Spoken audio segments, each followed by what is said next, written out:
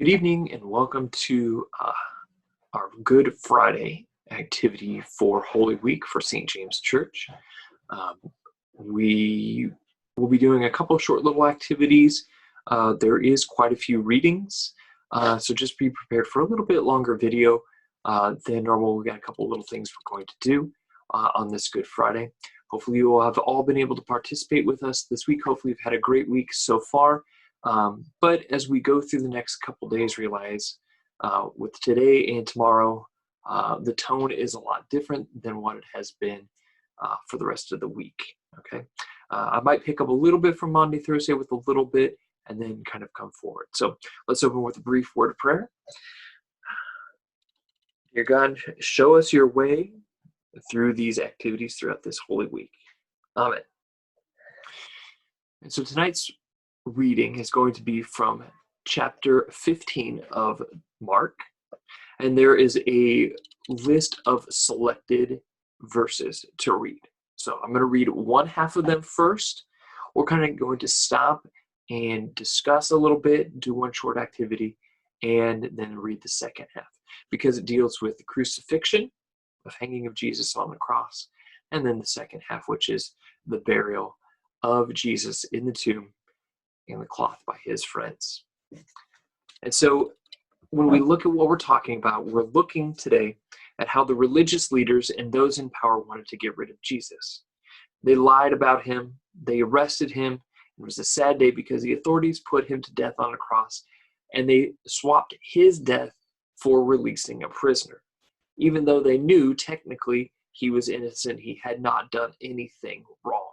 It's just they were afraid of his power. I had a great chance to listen to another church Monday, Thursday service yesterday. It was great to see a different perspective and to think about a few different things.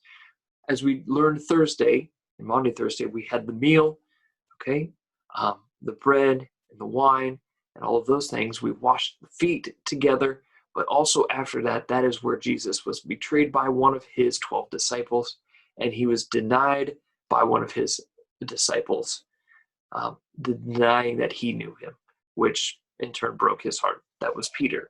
And at that point, they arrested him. He said nothing that he was a king, which is what the Romans were afraid of.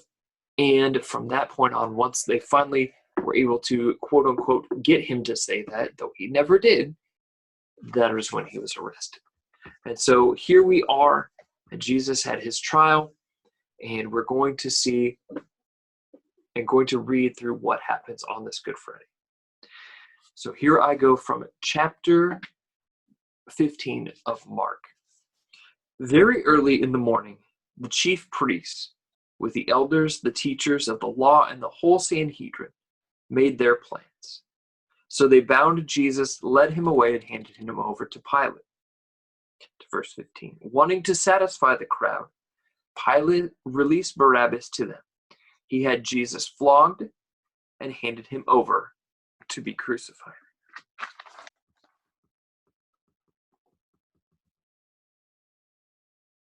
The camera's going crazy. Sorry, guys. Let me reset something here real quick. I don't know if I touched something. Let's go back here real quick. See, it's still acting strange. There we go. Sorry if there's a weird glitch. I think I bumped something. I might continue the reading. They brought Jesus to the place called Golgotha, which means the place of the skull. They offered him wine mixed with myrrh, but he did not take it. And they crucified him, dividing up his clothes. They cast lots to see what each would get. It was 9 a.m. when they crucified him. 37. With a loud cry, Jesus breathed his last. And when the centurion who stood there in front of Jesus saw how he died, he said, "Surely this man was the Son of God." And this ends the first part of our reading. What we'd like to do is we would like to focus on the cross that Jesus was crucified on. And so to look at this, we've done a couple different things. First of all, it would be great to put a reminder on the back of your box. On the front lid, we put the bread and the wine, On the back, we draw a cross, and you could stand it up and put Jesus in front of it if you so chose. You could make it look like he was being crucified. One way to do that. But at the place called Golgotha, there were 3 who were crucified at the same time. And so you could build others as well. We've supplied a pipe cleaner, and Elliot here is going to demonstrate how to build this just really quick and simply with your pipe cleaner. He's going to walk it step by step.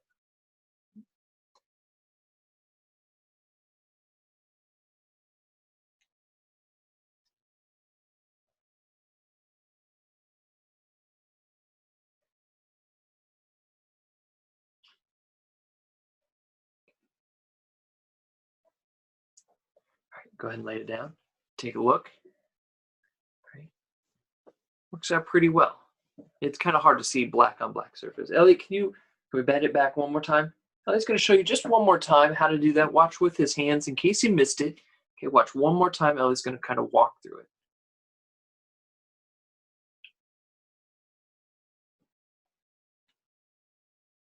I'm going to extend that out just a little bit more before I bend it back.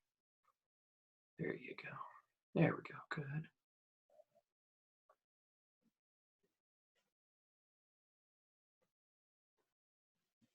And there we go.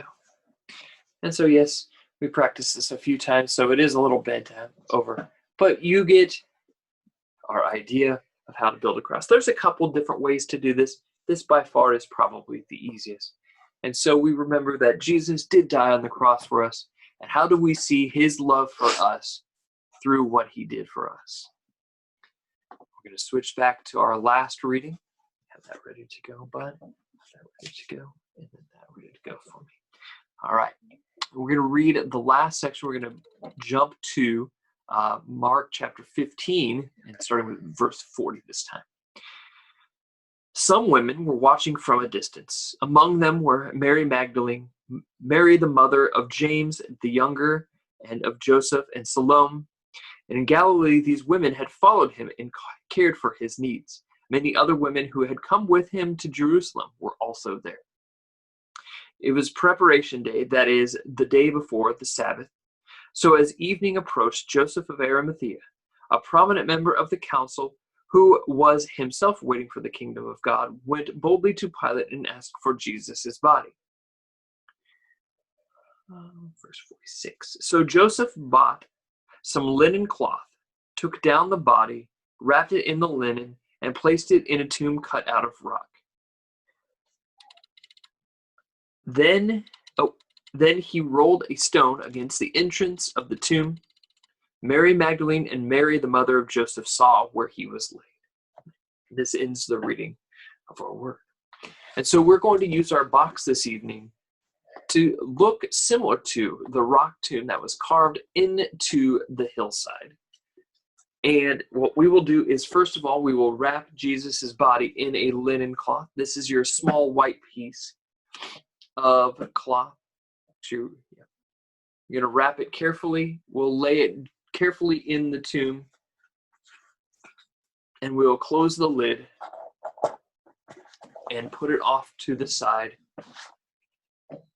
And we'll kind of think about how we would have felt if we were in that position.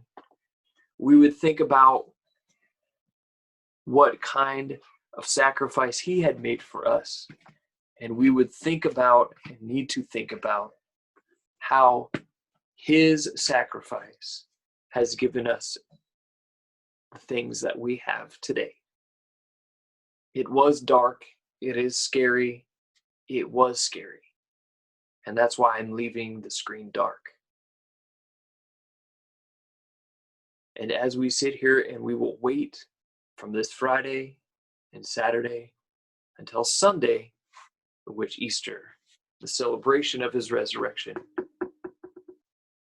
will happen. Let's pause for a brief moment of prayer. Dear God, we thank you for your son, Jesus. We thank you for his sacrifice on the cross to give us the grace that we need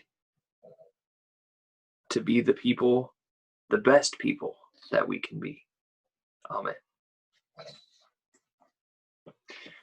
We will return one last time tomorrow on Saturday, the day before Easter, with one short little activity. Have a great day, ladies and gentlemen, and thank you.